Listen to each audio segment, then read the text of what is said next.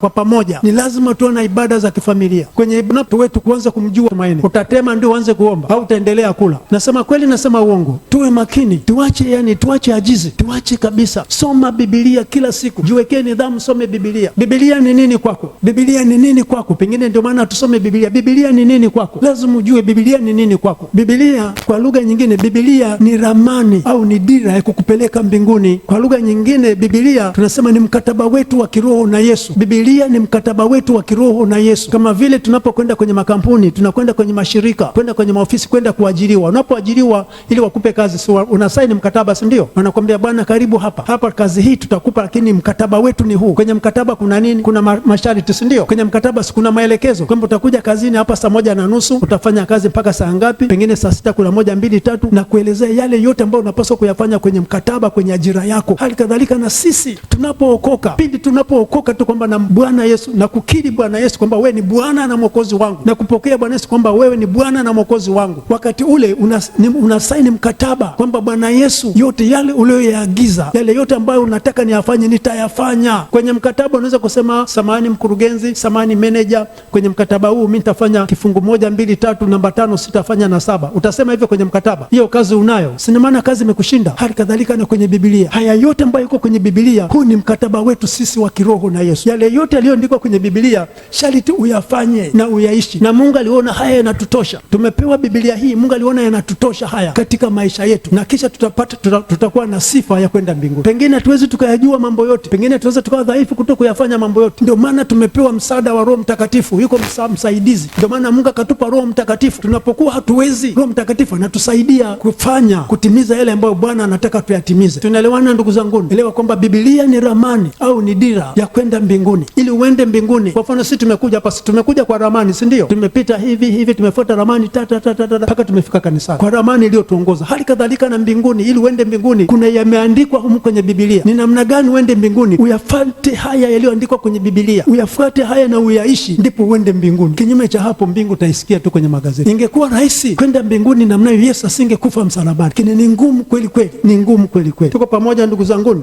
Soma Biblia kila siku na ujue Biblia ni nini kwako. Sasa nataka nikwambie kanuni za kusoma Biblia, kanuni za kusoma Biblia. Kama unaandika uandike, na shangaa watu wengine wanatazama tu wala hawaandiki, si kama watazikumbuka. Hii ni faida yako. Nataka nikwambie ndugu yangu, nisikilize, kwa sababu mambo ya mbingu ni wewe mwenyewe. Hatima yetu sisi ni sehemu mbili tu, si ndio? Tuna mambo mawili ambayo ni hatima yetu. Hatima yako baadaye, maisha yako ni ama mbinguni ama jehanamu, si ndio? Hatima ya kila mwanadamu ni ama mbinguni kwa Mungu ama jehanamu. Na mbinguni, kwenda mbinguni unaamua mwenyewe. Mchungaji hata kuamulia mahali kwa kwenda, ni wewe unaamua. Ukiwa kwenye mwili huu unaamuaje kwenda mbinguni? Na mbinguni utakwenda mwenyewe kama ulivyokuja duniani. Hutakwenda na mchungaji wako, wala hutakwenda na mme wako, wala hutakwenda na mke wako, wala hutakwenda na babu yako. Ni wewe mwenyewe ulivyokuja duniani, na mbinguni ndivyo utakavyokwenda. Na hatima ya kwenda mbinguni ni wewe unaamua. Baadaye unataka kwenda mbinguni kwa Mungu au unataka kwenda jehanamu, unaamua mwenyewe. Huo ndio utaratibu wa Mungu. Na Mungu ni Mungu, ndio maana anaitwa Mungu. Kwenda mbinguni unaamua mwenyewe. Unataka kwenda mbinguni baadaye milele au utakwenda jehanamu milele. Jehanamu ni kubaya ndugu yangu. Achana na mambo ya dunia haya. Ili mwili usilisikilize hili. Ili mwili mwisho wake ni hapa kwenye udongo. Utakwambia umechoka sana. Utakwambia fanya hivi. Mbona umekuwa hivi? Utakuambia mambo chungu mzima. Huu mwili ni wa hapa dunia, usiusikilize sana mwili. Amua baadaye unataka kwenda wapi. Maamuzi unayo wewe. Hakuna atakaye kuchagulia. Maamuzi ni unayo wewe. Wapendwa, nikwambie mbinguni ni maisha ya milele na milele na Bwana. Na jehanamu ni mateso ya milele. Ni moto wa milele usiozimika. Soma kitabu cha Ufunuo utaona jehanamu kunafananaje. Na uzuri Mungu ametuambia kila kitu. Hakuna kitu alichotuficha. Bahati mbaya watu hatusome Biblia. Mambo ya Biblia hatuyajui. Sisi tumepata neema. Wewe umepata neema wewe kuitwa mwana wa Mungu. Hata malaika, hakuna hata malaika mmoja aliyeambiwa mwana wa Mungu. Baada yake malaika wanatutumikia sisi. Mungu anataka kufanya jambo kwako, anamtumia malaika. Sisi tumeitwa wana wa Mungu. Tumepata neema ya kufanywa wana wa Mungu. Kuitwa mwana wa Mungu ni kazi ndogo. Wapendwa, ni kazi ndogo. Sisi ni wana wa Mungu pamoja na Yesu. Ujue hilo, ulitunze hilo, likae, ulielewe, uliishi kwamba wewe ni mwana wa Mungu. Sisi tunapookoka tumeambiwa tumetengwa na dunia hii, si ndio? Tumetengwa na ulimwengu. Sisi si wa duniani, pamoja na kwamba tuko duniani, lakini hapa sio kwetu. Kuna mambo mengi baada ya kuokoka sio ya kwetu. Sisi ni wapekee. Hatufanani na watu wengine, nikwambie. Sisi ni wapekee. Sisi tumefanywa watoto wa Mungu. Ndio maana Yesu anasema anayetaka kunifuata kumfuata sharti ujikane mwenyewe na kisha ubebe msalaba wako kila siku, ndipo mfuate. Yani ujikane, sio wewe unayeishi, bali ni Kristo anayeishi ndani yako. Kwa maana hiyo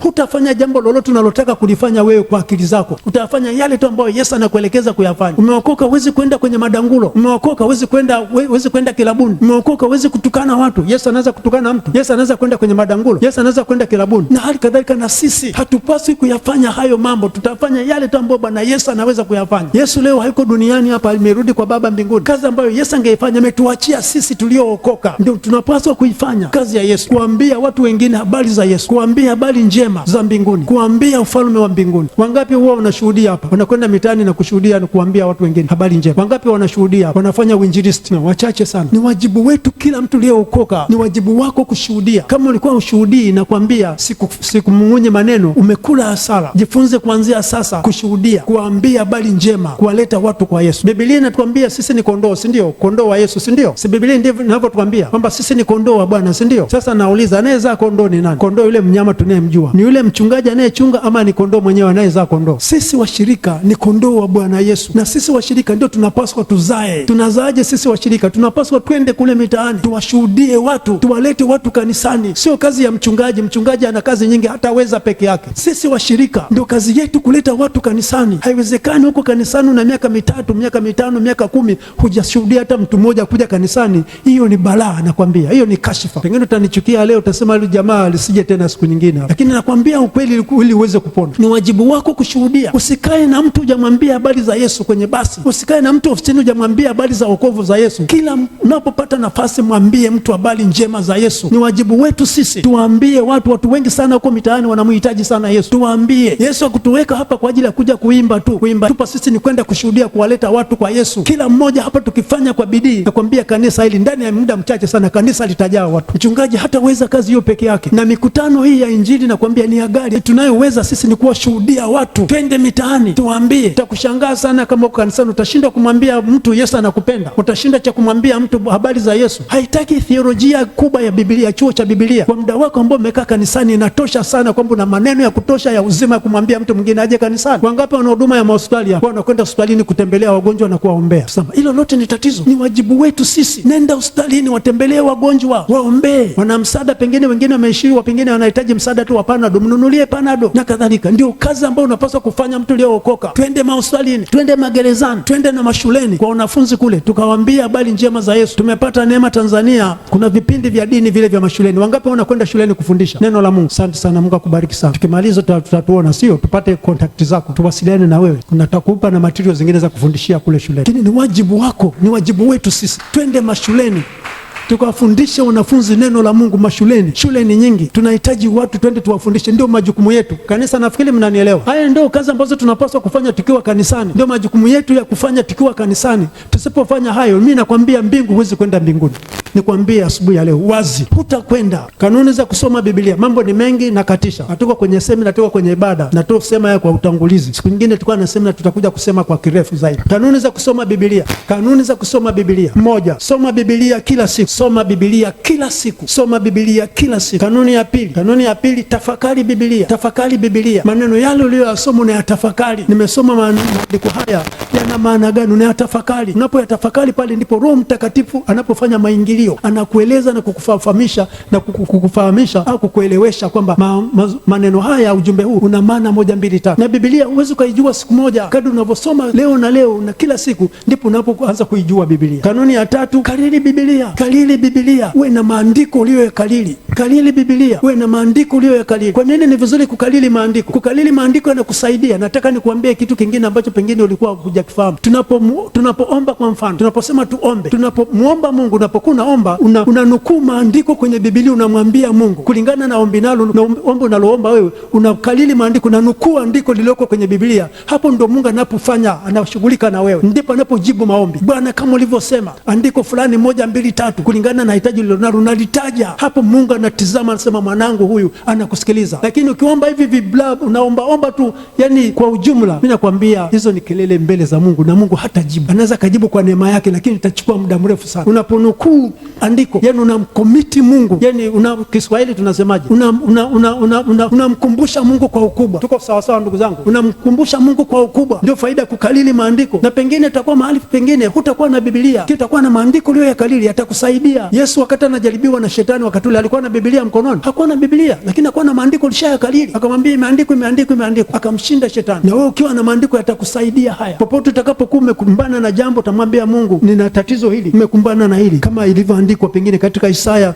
62 pengine 6, umesema utatoa walinzi wasiolala na kusinzia, 1 2 3, naomba ulinzi wako. Inakusaidia hiyo, na Mungu anafanya, na utaona matokeo. Hakuna kusema matokeo utayaona kesho, nakwambia utayaona mara moja, utayaona hapo hapo. Shika hilo sana, uwe na maandiko uliyoyakalili na uyatumie, yatakusaidia na siku moja utanikumbuka. Kanuni ya 4, ipende Biblia. Ipende Biblia, uipende Biblia. Ukiipenda Biblia hutakosa kusoma. Ifanye Biblia ni rafiki yako. Hii Biblia ndio uzima wetu, hakuna namna nyingine. Ipende Biblia, ukiipenda Biblia itakusaidia. Kanuni ya 5, itii Biblia. Uitii Biblia, manake uitii kila agizo ambalo liko kwenye Biblia, ulitii. Itii Biblia. Tunapaswa tuitii Biblia. Tunaitii Biblia kwa sababu Biblia ni neno la Mungu. Kila neno la Mungu tunapaswa tulitii kwa unyenyekevu, kwa viwango vyote. Itii Biblia. Kanuni ya 6, hubiri Biblia. Kanuni ya 6, hubiri Biblia. Haya yote ukiyafanya, ukiwa unasoma Biblia kila siku, unatafakari Biblia, una maandiko uliyoyakalili, unaipenda Biblia, umeitii Biblia, utakuwa sasa wewe ni shujaa. Unaweza kuhubiri Biblia, unaweza kaenda mitaani pale ukashuhudia. Unaelewana wapendwa? Hubiri Biblia maana yake utakwenda mahali utashuhudia. So una vitu ambavyo ukifanya haya, yani utakuwa na vitu vya kiroho na vitu vya kimungu.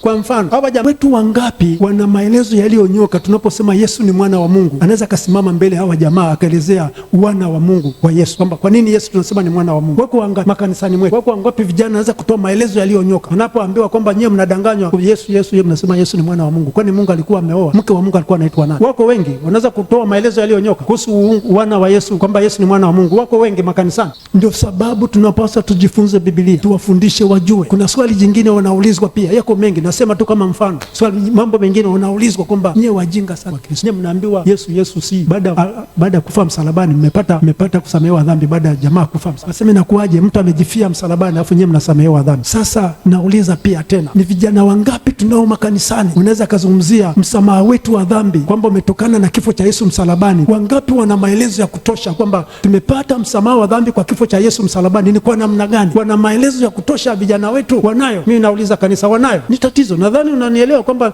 ninaposema haya nina maana, si ndio? Kwamba kuna haja sana ya kurudi kwenye Biblia, kujifunza Biblia kwa kiwango cha kutosha, na vijana waijue Biblia na haya mambo wayajue, na mengine mengi. Ukifanya hivyo utakwenda utashuhudia. Kwa mfano, hakuna kitu unachokijua kwenye Biblia, pengine huna maandiko, unakwenda kushuhudia mtaani, unaulizwa swali, utasema samani, ngoja nirudi nikamuulize mchungaji. Hiyo kazi ya kushuhudia bado unayo, silisha kushinda na umeshamwaibisha Yesu tayari. Unaulizwa swali dogo tu nashindwa kutoa maelezo. Sasa subiri, unamshuhudia mtu, subiri nitakupa jibu wiki ijayo, ngoja nikamuulize kwanza mchungaji. Wewe jamaa atakuwa anakungoja ili aokoke. Anambia Wakristo hawana lolote, hawa wanatudanganya. Ndio atakavyosema, si ndio? Sasa tuwe makini sana. Bwana asifiwe. Haleluya. Unataka kwenda lini? Unataka kwenda lini? Si unataka kwenda mbinguni? Unataka kwenda lini sasa? Hata Bwana Yesu asifiwe. Naomba nisikilize. Kila mtu anasema nataka kwenda mbinguni, nataka kwenda mbinguni. Sasa naomba, wana sifa gani? Ili uende mbinguni unapaswa kufanya nini ili uende mbinguni? Haya ni maneno ya Yesu, si ndio? Haya ni maneno ya Yesu. Fungua nami Mathayo 7. Takwenda kwa kukatisha. Mathayo 7, nakwenda kusoma mstari ule wa 21. Mathayo 7 mstari ule wa 21. Nimeruka mwingine. Ukienda nyumbani kasome, wewe nyumbani kasome Mathayo 7 yote kuanzia 1 mpaka mwisho inapoishia. Tunaelewana kanisa? Mathayo 7 mstari wa 21, naomba nisikilize kwa makini. Ni maneno ya Yesu haya. Yesu anasema, si kila mtu aniambiaye Bwana Bwana atakayeingia katika ufalme wa mbinguni, bali ni yeye afanyaye mapenzi ya Baba yake yangu aliye mbinguni. Mstari wa 22, wengi wataniambia siku ile, Bwana Bwana, hatukufanya unabii kwa jina lako, na kwa jina lako kutoa pepo, na kwa jina lako kufanya miujiza mingi? Ndipo nitawaambia dhahiri, sikuwajua ninyi kamwe, ondokeni kwangu ninyi mtendao maovu. Haya ni maneno ya Yesu. Anasema si kila mtu aniambiaye Bwana Bwana atakayeingia katika ufalme wa mbinguni, bali ni yeye afanyaye mapenzi ya Baba yangu aliye mbinguni. Hiyo Yesu anawaambia kwenda mbinguni. Hatutakwenda mbinguni kwa kusema Bwana Yesu asifiwe. Hata kama ungesema Bwana Yesu asifiwe mpenzi mpendwa, ukalala mpaka chini, bado mbingu huwezi kuingia. Siku hizi kila mtu anasema Bwana asifiwe. Hata makanisa mengine tunaona kila mtu anasema Bwana Yesu asifiwe, Bwana Yesu asifiwe, Bwana Yesu asifiwe. sasa imebaki ni kama usemi, yani ni kama kusema umeamkaje, habari gani? Yesu anasema si kila mtu asemaye Bwana Bwana atakaye urithi ufalme wa mbinguni, bali ni yeye afanyaye mapenzi ya Baba yangu, Baba yake ambaye ni Mungu wa mbinguni. Sasa ni mapenzi gani ambayo Bwana anataka tuyafanye? Mapenzi ya Baba mbinguni ni yepi? Mapenzi hayo yakoje? Mapenzi ambayo nayasema Bwana Yesu yako kwenye Biblia. Sasa kama Biblia usomi, utayajua mapenzi ya Baba mbinguni ambayo Yesu anataka tuyafanye? Utayajua kama usome Biblia? Kama usome Biblia huwezi kuyafahamu, hutayajua, na usipoyajua huwezi kuyafanya, na usipoyafanya mbinguni huingii. Haya ni maneno ya Yesu. Tunaelewana ndugu zanguni? Kasome sana hii, yani some kwa mzigo, soma kwa machozi. Ili andiko halisomwi, lakini ni andiko hatari sana kwenye Biblia.